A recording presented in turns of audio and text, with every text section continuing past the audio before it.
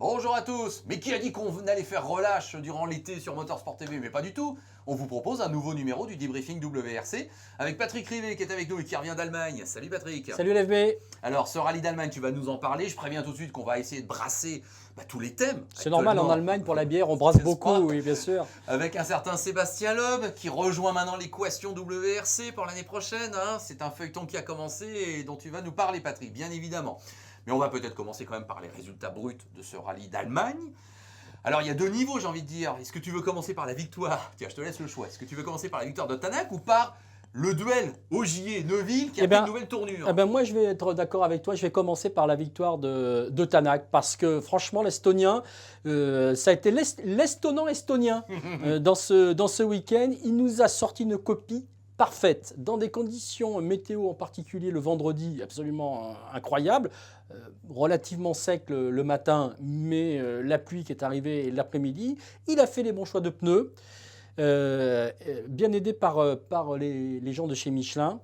Il a tenu la dragée haute à tout le monde et il a été quasi aussi rapide que le maître Sébastien Ogier durant tout le rallye. Si on regarde l'écart en gros en fin de rallye, il faut surtout regarder l'écart avec la référence qu'est Sébastien Ogier sur ce rallye d'Allemagne et sur asphalte en général. Au soir du samedi, en gros, ils sont dans la même seconde. Simplement, il y en a un qui a commis quelques petites erreurs et l'autre n'en a pas commis d'irréparable. Donc, bravo à Tanak parce que franchement, c'est deuxième victoire de la saison. Donc, et depuis sa première, qui était il n'y a pas si longtemps que ça, ouais. Il a marqué plus de points que Sébastien Ogier. Exactement. Il est véritablement, je dirais, le troisième homme du championnat. C'est le troisième homme du championnat et c'est pour ça qu'il fallait commencer avec lui aussi. En dehors du fait que bravo à lui, parce qu'il a été, mais franchement, d'une sérénité et d'une rapidité absolument incroyable. Il a contenu Mikkelsen, et puis il a ce côté un peu nordique, finlando-estonien.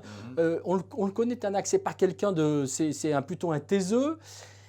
Il a énormément d'ambition, ça ne se voit peut-être pas, mais il en a énormément. Et en fait, ce que font les autres, ça ne l'intéresse pas vraiment. Ce qui l'intéresse, c'est ce qu'il fait lui.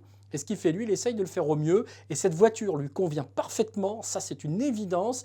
Et il a franchement dominé son sujet. Alors il le dit lui-même, le vendredi, c'était pas forcément un rallye asphalte. Il y avait quand même pas mal de boue. C'est un rallye difficile, le rallye d'Allemagne au niveau du tracé. Pas toujours très intéressant, on pourra y revenir également. Mais en tout cas, voilà, non seulement il a gagné, il égale le nombre de victoires de Sébastien Ogier. Quand même, ce n'est pas rien sur cette saison 2017. Et puis, alors qu'on avait fait un petit peu de cette fin de championnat un duel, eh bien, attention, non, ce n'est plus forcément un duel. Autant Latvala, encore une fois, a eu des mésaventures techniques à décrocher, peut-être pour les 3 rallyes qui restent au niveau du championnat. Mais si tu regardes les points au niveau du championnat, eh bien, ok, Sébastien Ogier, on va y revenir, oui. Il a repris 17 points d'avance. Mais derrière, à 14 points ou 15 points, il y a Tanak. Oui, donc Tanak, il fait encore partie du jeu. Surtout, c'est ce qu'on disait depuis sa première victoire. C'est lui qui capitalise le plus. Et moi, je dis même, puisque j'étais en Finlande juste avant que tu ailles en Allemagne, s'il ne perd pas 1 minute 30 aussi le vendredi matin dans une fameuse spéciale qui est fatale à pas mal de monde, j'aurais bien voulu savoir ce qu'aurait fait Tanak à l'arrivée de la Finlande. Exactement. Exactement. Voilà. Donc voilà, bravo à lui. Et franchement, super résultat pour Tanak, qui a eu à un moment donné, dans la médiazone du samedi soir, on a vu le gamin. Pour une fois, j'ai vu le gamin. C'est vraiment, et ça, c'est sympa de vous le raconter. Il nous racontait l'histoire des pneumatiques. Donc, on rappelle que le vendredi après-midi, ni Sébastien Ogier ni Thierry Neuville ne prennent le risque de prendre des pneus pluie alors que la pluie est là. À quelques minutes près, on peut penser que le résultat, en tout cas, la décision n'aurait pas été la même pour les 2 hommes forts du championnat à ce moment-là. Donc, lui, son enjeu, lui, c'est d'assurer, c'est voir de gagner le rallye. Il n'est pas dans le calcul de je joue le championnat, etc., etc. Donc, qu'est-ce qu'il fait? Il va demander, il voit avec les gens de chez Michelin pour avoir des pneus full wet, des pneus pleine pluie. Et on lui en donne 3. Et il s'est donc débrouillé avec ses 3 plis, plus un pneu slick, donc il a dû mettre à l'arrière, certainement, donc il a géré une voiture au comportement, comme il dit, il a quand même fallu qu'il s'y habitue. Et donc, mais il a réussi parfaitement son vendredi après-midi, comme Mikkelsen d'ailleurs, qui lui avait eu droit à avoir 4 pneus pluie. Donc, j'ai essayé de savoir pourquoi 3 et pas 4, Oui. je n'ai jamais pu le savoir. Et lui, non. Et à un moment donné, donc il repart de la médiazone, on était avec le technicien Michelin, il le regarde et il lui dit, bah oui, j'en voulais 4 moi aussi, mais j'ai pas eu droit, voilà. Donc, mais avec un sourire de gamin. Voilà, ils sont jeunes ces pilotes, hein, ne faut pas l'oublier, parfois ils font un peu le masque. Et on oublie parfois qu'ils peuvent avoir aussi des réactions très humaines. Et alors donc il gagne sur terre, il gagne sur asphalte. Eh ben voilà, bah oui, bien sûr, c'est quand même un rallye asphalte. Donc oui, bien sûr. Et voilà, donc il est bon partout maintenant. Il est bon partout, il est bon partout. Et de toute manière, aujourd'hui, c'est simple. Vu le championnat du monde des rallyes tel qu'il est, si tu n'as pas une équipe dans laquelle les pilotes sont bons partout, eh ben, tu n'es pas champion. C'est quasi une évidence. Alors, venons-en quand même à ce duel. On va continuer d'employer le mot, Patrick, hein, même si on vient de le dire, c'est pas totalement un duel. Mais allez, on va y aller sur le côté affiche. Ogier, Neuville. Ils arrivent donc ex-aequo en Allemagne. C'est vrai qu'après la Finlande, ça pouvait pas être un meilleur scénario. Hein. Alors, c'est Ogier qui gagne, forcément. Ah oui. Pas la rallye, mais c'est lui qui gagne Absolument, cette bataille. Hein. absolument. Oui. On va dire rallye un petit peu bizarre au niveau ambiance à ce niveau-là. Le vendredi matin, le premier à commettre une petite erreur, c'est Sébastien Ogier. Mais d'entrée, hein, dans la première spéciale de la matinée, il y a eu un changement de différentiel et de boîte de vitesse la veille pendant le shakedown et il n'a pas la voiture avec les réglages et le comportement qu'il souhaitait avoir pour cette journée du vendredi. Il se retrouve avec une voiture qui est déjà, on va dire, qui anticipe les bons réglages pour la journée du samedi. Et donc, il a une voiture un petit peu fine, un petit peu survireuse, avec laquelle il va composer toute la journée. Et on va voir que ça va avoir des conséquences. Ça en a déjà dès le matin. Alors, un petit tirage de frein à main et un croisement. La voiture fait une amorce de tête à queue, un petit passage dans les champs. Bon, ça réveille et ça met dans l'ambiance. Voilà. Thierry Neuville, en revanche, lui, il réalise mieux ce début de journée. En revanche, c'est un peu plus tard. 2 spéciales suivantes. Dès qu'on arrive dans les vignes, hop, il va faire un petit tour dans les vignes. Et là, il décroche un petit peu par rapport aux 3 premiers. Donc, statu quo dans la journée. L'après-midi, comme ils sont en bagarre pour le championnat, aucun ne prend le risque de pneumatique pluie. Ils se retrouvent sous le déluge avec des pneus slick, enfin des pneus pour le sec. Même les plus tendres, ils ont du mal à évacuer la quantité d'eau qu'il va y avoir dans les spéciales. Là, au niveau chrono, ils vont décrocher tous les deux. Mais ils vont rester quand même, surtout Sébastien Ogier, il arrive à se maintenir à moins de 10 secondes de Tanak et de Mikkelsen, avec vous avez toujours Neuville qui lui est toujours à une petite dizaine de secondes derrière. Ça, ouais. Jusqu'à la dernière spéciale de cette journée, durant laquelle Sébastien Ogier va commettre une erreur un peu plus importante que les autres.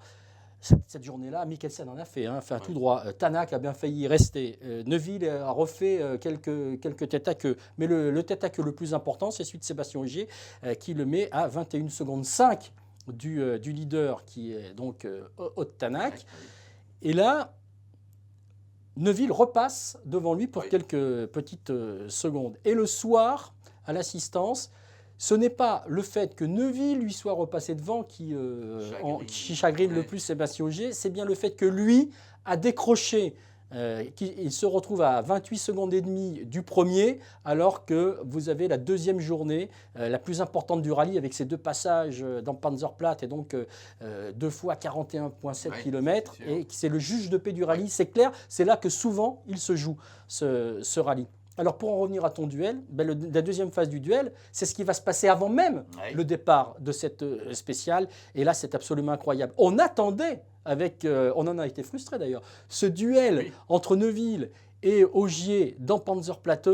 Et manque de chance pour Thierry Neuville, il va casser la suspension arrière gauche dans les 2 km 90 de la super spéciale d'avant, en passant dans une corde, sauf que la terre a été creusée à cet endroit-là, et vous avez une petite marge d'une dizaine de centimètres. Quand la voiture revient, eh bien ça fait exploser la suspension à l'arrière. Il n'en revient pas, le duel s'arrête là.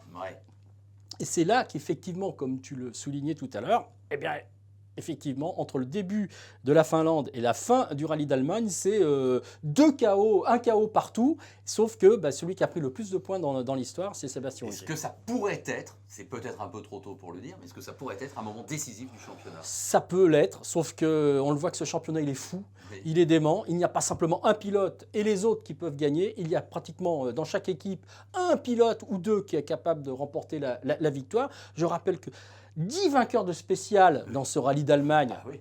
Tout le monde y est allé. Sordo a gagné des spéciales, c'est même lui le meilleur performeur. Tanak en a gagné, Mikkelsen en a gagné, Craig Breen en a gagné, Anninen a remporté le premier passage en Panzerplatte. Donc aujourd'hui, au départ d'un rallye, tu ne peux plus pratiquement dire qui va gagner et qui... Bon, alors après, c'est sûr que 17 points à 3 manches de la fin face à Sébastien Ogier, bonjour les dégâts, Bon. ça ne sera pas forcément simple. Mais quid du rallye d'Espagne, par exemple, on va voir. Sébastien Ogier va encore se retrouver devant sur la première journée terre, on le rappelle, en Espagne. Donc tout est encore jouable. On ne peut pas vraiment dire que, oui, forcément, il vaut mieux les avoir avec soi que contre soi, ces 17 points. Mais encore, là, rien n'est fait. Bon, Patrick, on va aborder la grande question Citroën, là, qui commence un peu à agiter tout le monde dans le monde des sports mécaniques. Un petit mot peut-être sur Toyota, après tout. Lappi, fabuleux vainqueur en Finlande.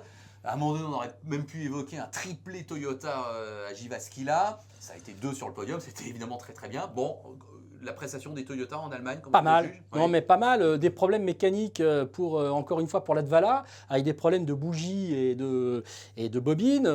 D'ailleurs la sienne bobine s'est allongée forcément. Hein. Oui, elle était déjà assez basse à l'arrivée en voilà. Finlande, je te confirme. Voilà, donc c'est dommage.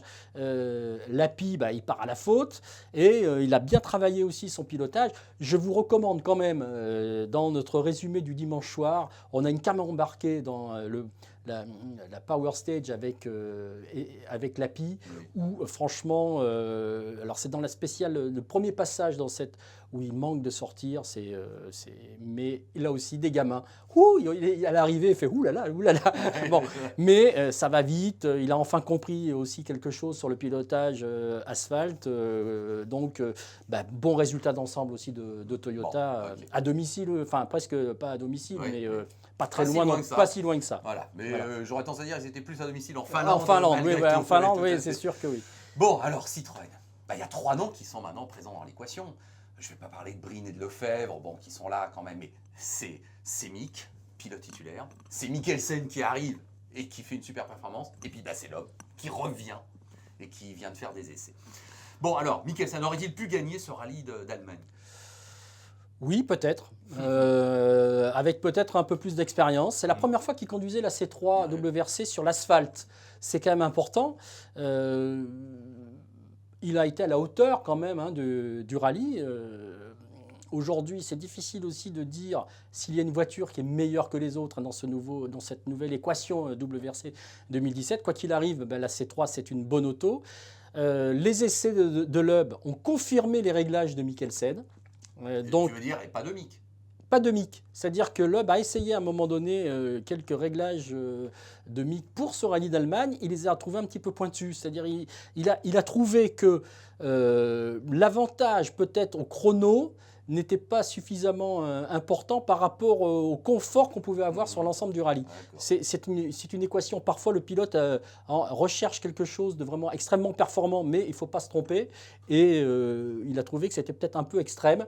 Et il a préféré, d'ailleurs, il a donc validé, si je puis dire, et quand on est validé par un ONUP champion du monde, c'est pas mal, les réglages de Mikkelsen, et qui manifestement donc a été aussi un des grands pilotes de ce rallye d'Allemagne. Mais on le connaît, Mikkelsen, lui aussi, il a déjà gagné sur terre, il a déjà gagné sur asphalte, il a gagné 2 fois, Tanak aussi désormais a gagné 2 fois, mais voilà, il est là, il est de retour aux affaires, lui aussi.